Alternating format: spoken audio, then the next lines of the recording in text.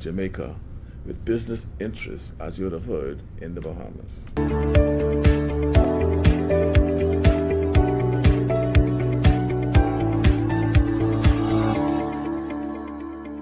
Hello, JPU family. Welcome to another episode of Jamaica Politics Uncovered. If you are new to this channel, welcome. Please subscribe. If you're a returning subscriber, welcome back. Guys, today I am going to be uncovering the relationship between the government of the Bahamas and Mark Golding and Peter Bunting. This is going to be quite an interesting upload. So just sit back, relax, and enjoy. Absorb this information. The gentleman you're looking at on the screen is the Prime Minister of Bahamas.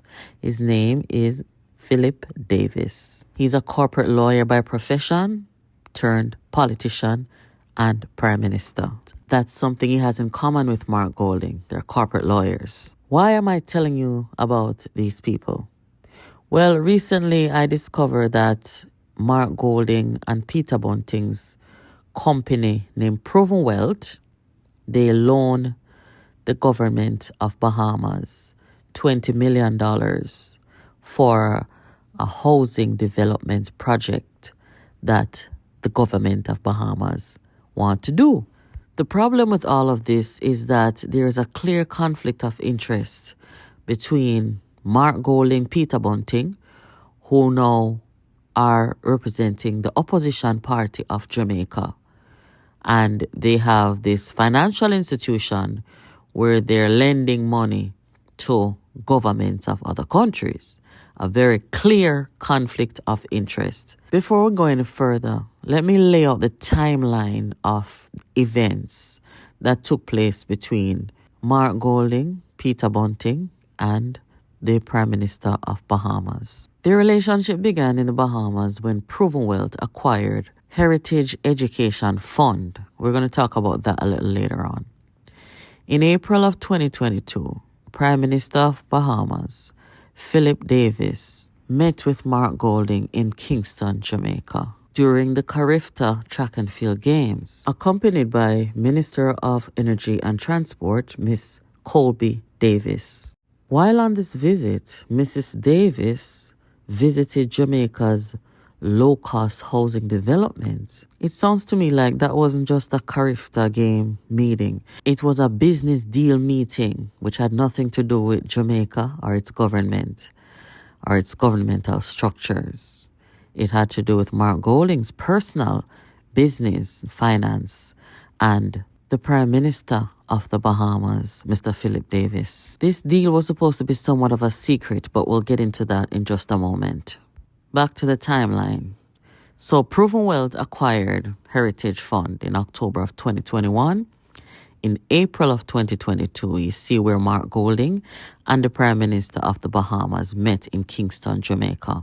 By October of 2022, Proven provided a $20 million loan to the Bahamas government for this housing development project. In July of 2023, Mark Golding visited the Bahamas with the PNP chairman Angela Brownberg to celebrate the independence of Bahamas. So you can see that Mark Golding is using the opposition leader's office to carry out his various business deals, his personal financial business deals, and that's where the conflict of interest comes in. This is the final leg of the timeline. You can see where between January and December of 2024, the same financial institution that loaned the Bahamas government $20 million reported substantial financial losses, leading to the termination of its CEO, failure to promote the deputy CEO. Furthermore, business operations were suspended in Bermuda and the British Virgin Islands, and the company experienced a 65.2% decline in earning. We're talking about Proven Wealth, the company that Mark Golding, Peter Bunting are affiliated with, that loan this government of Bahamas $20 million. I'm going to let you watch this video, which is the foundation of this upload, and then I'll come back to you. Have a listen. With business interests, as you would have heard, in the Bahamas. The project will provide 365 commercial and residential lot development on 70 acres of Crown land. The first of two phases calls for the construction and availability of 200 homes. Colby Davis said it is hoped the development can start by the beginning of June and have the first homes completed by September. The Ministry of Works has already completed $4.75 million worth of infrastructure work, including some roads, fill, and drainage. It's spread across financing for the building, additional work, fill, and other matters to bring it to the point where it's completed. So it's going to be a compilation of costs related to getting us the finished product of phase one. Phase 1 is expected to include 104 single-family homes with 2 and 3 bedrooms and 8 two-story condominium buildings holding 12 units each. Colby Davis said the development will be built to the highest quality with steel frame construction, storm-rated windows and doors, and concrete foundations raised 3 feet above the level of the street. Proven Wealth Management President and Chief Executive Officer Wohan Heaven said this arrangement will improve the performance of the Bahamian side of the Heritage Fund. So this investment actually provides an excellent opportunity for the Bahamian portion of the Heritage portfolio, as it provides exposure to a high-quality Bahamian asset that will assist in improving the overall performance of the portfolio to meet the objectives of the plan. Reporting for Our News, I'm Berthany McDermott. The Davis administration entering into a $20 million loan agreement with Proven Wealth Management and Simplified Lending to fund the Renaissance at Carmichael Subdivision, formerly the Carmichael Village Subdivision. Speaking at a signing agreement, Prime Minister Philip Davis said the homes, once completed, will be priced at $130,000. The Renaissance will be funded by a $20 million public-private partnership arrangements through Simplified Lending, a Bahamian firm which brokered the financing with Proven Wealth Management, one of the Proven group of companies, a regional financial provider headquartered in Jamaica. So since then, you see the CEO right there, Chris Williams, steps down, retires, whatever you want to call it. He's no longer the CEO. And the deputy CEO, Mr. Heaven, he was supposed to replace Chris as CEO. But now we're hearing that it's not him anymore. It's going to be a lady by the name of Stacey Belnavis. She is the new CEO of Proven. Now it begs the question, why is it that the deputy CEO couldn't replace the CEO? Where the politics is concerned, it's all a game that they're playing. Mark Golding and Peter Bunting, who are chairmen at Proven and director, they are not so much on the front line. They are in the backdrop a little bit because they are supposed to be the drivers of the politics. And the other guys, them now, they're wading in the winds to benefit of their friends being leaders of Jamaica. There it is, Peter Bunting, Mark Golding, co-founders and chairman at Proven Wealth. And there's the CEO and deputy CEO, none of whom are leading Proven Wealth anymore. So as Proven Wealth collapses, somebody asked this very interesting question I came across. Question was asked 2 years ago. The person says, I smell a rat. Why do we need a small startup Jamaican financial service company getting money from our government to lend to Bahamians, especially since that company is owned by the Jamaican leader of the opposition and other Jamaican opposition politicians? Whatever happened to all the other Bahamian local financial services companies? Also, why is the Bahamas Mortgage Corporation being left out? Oh, this is a very, very interesting comment, guys. And these are all questions that we should want answers to. But anyway, let us look at something here. So recently, an article was published in the Tribune where a member of the opposition over in the Bahamas challenged the government.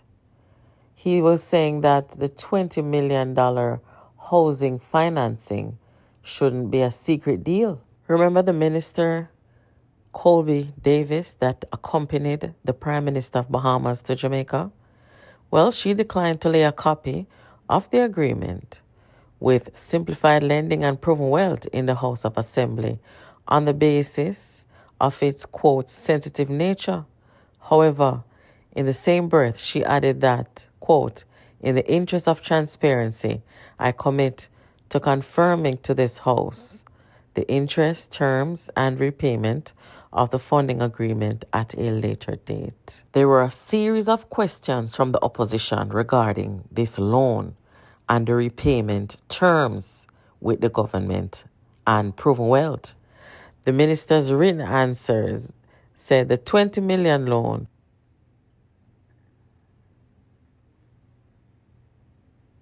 have yet to be received and disbursed, with the monies set to finance the development and build out of a 20-acre site set to feature 200 homes in its first phase. The arrangement with Simplified Lending and Proven Wealth was hailed with great fanfare at a press conference featuring both Prime Minister and Ms. Davis, who said it will set a new standard for housing public-private partnership. Well, the homes are built. They're there. People have moved into some of them. The first phase is now complete, and the rest is on its way. What is this secret?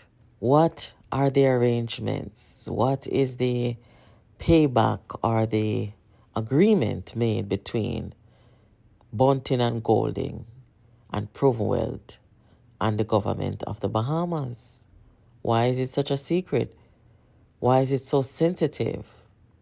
We need to know. Two questions we must ask ourselves here. If Mark Golding and Peter Bunting were not opposition leaders of Jamaica, and if they were not trying to form our government, would we care about this? No, because it would be their personal thing. It would be their personal business, their investment business, whatever. It would be their thing, right? Where they're lending money to a foreign government and hiding the terms. There will be no conflict of interest for Jamaica to worry about. The next question is, could Andrew Holness get away with this, either as opposition leader or as Prime Minister? Tell me what you think about those two questions in the comment. You know what I find interesting? The opposition, Mark Golding and Peter Bunting, they talk so bad about the country and about the government. But Jamaica build homes, social housing for our most vulnerable. And we're not calling up anybody from in another country for lend me no money. We're not in that position there. We're not the worst, right?